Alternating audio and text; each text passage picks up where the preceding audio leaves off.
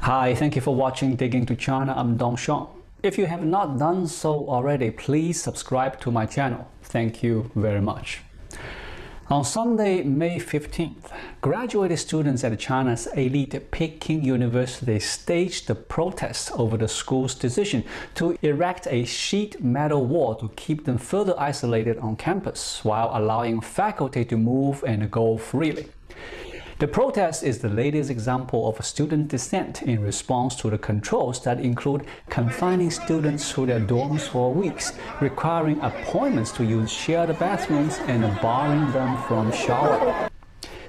A student who attended the demonstration, speaking on the condition of anonymity out of security concerns, said students at Wanliu, an off-campus dorm in Beijing's Haidian district, were increasingly frustrated by restrictions banning them from leaving to go to the main campus or even to the hospital. Cafeteria options had become limited, including for minority students with dietary restrictions, and food deliveries were blocked, the students said. On Sunday, May 15th evening, students discovered workers erecting a wall of metal sheeting separating the dorms from faculty housing, which would allow faculty members to come and go while restricting students to the compound. The news spread via a WeChat group. Soon, 200 to 300 students had amassed outside the dorm, and some of them began to tear down the wall as the crowd cheered. Footage posted online showed the students shouting, and Chen Baojian, the deputy secretary of the university's CCP committee, who admonished them through a megaphone to tell the students end the protest and talk with him one-on-one. Please put down your mobile phones, protecting Peking University, Chen said. One student yelled back, "Is that a protection? How about our rights and interests?" After about 2 hours, the protest dispersed while student representatives continued to meet with the university staff until the early morning. News about Sunday's protest was quickly censored on Chinese social media, but many have already seen the video and the posts. On the microblogging site Weibo, many praised the group for its bravery, with some referring to the fences dismantling as the Berlin Wall being torn down. Some posted excerpts from The Youth, a literary magazine started in 1915 that called on China's young people to launch an intellectual and a cultural movement to revitalize the country. Chinese Communist regime has said its zero-COVID policy is a success compared with other major nations. But the citywide lockdown of Shanghai and expanded restrictions in Beijing in the past few weeks have raised questions about economic and human costs. People have complained privately or online, while some Shanghai residents have clashed with police, volunteers, and others trying to enforce lockdowns and take people to quarantine centers. Although the demonstration in Peking University was short and relatively small, but it carries a larger significance for having taken place at Peking University, also known as Beida, which played key roles in previous political movements, such as the 1989 student protests that were crushed by the military. In 2018, dozens of Peking University students were detained for supporting factory workers in southern China attempting to form a union. Beida students really are something, one user wrote on Weibo. I want to be a Beida student in my next life, another posted. It has to be Beida, a commentator wrote, referring to the school's history as a center of student activism. The protest in Beijing is one of the first examples of students demonstrating in person over chaotic pandemic controls on campuses.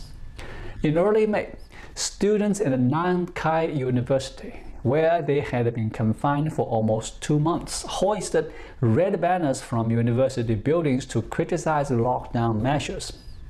Last month at Tongji University in Shanghai, a student representative attended a Zoom call with the school administrators to discuss food safety and student access to showers and toilets.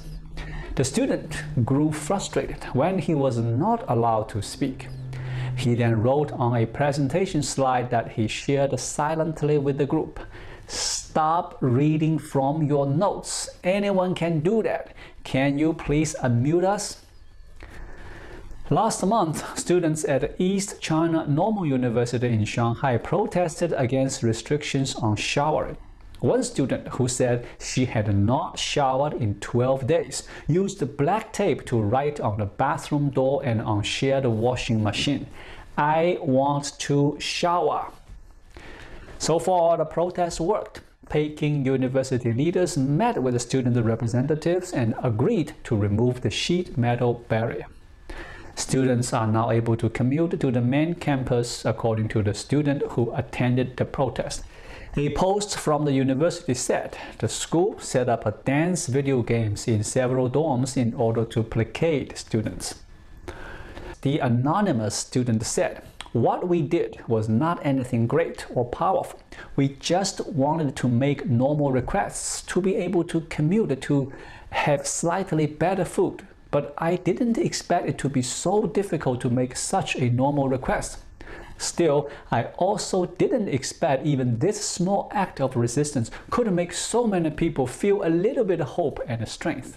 That goes to show how difficult it is to resist in this place." As most other countries in the world have begun to ease restrictions and gradually open back up, China has stuck tenaciously to its zero-COVID policy.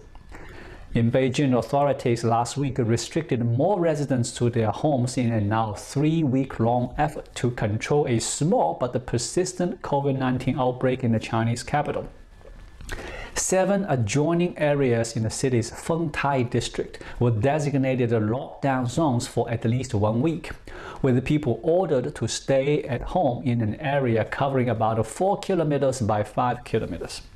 The area is near a wholesale food market that was closed indefinitely following the discovery of a cluster there.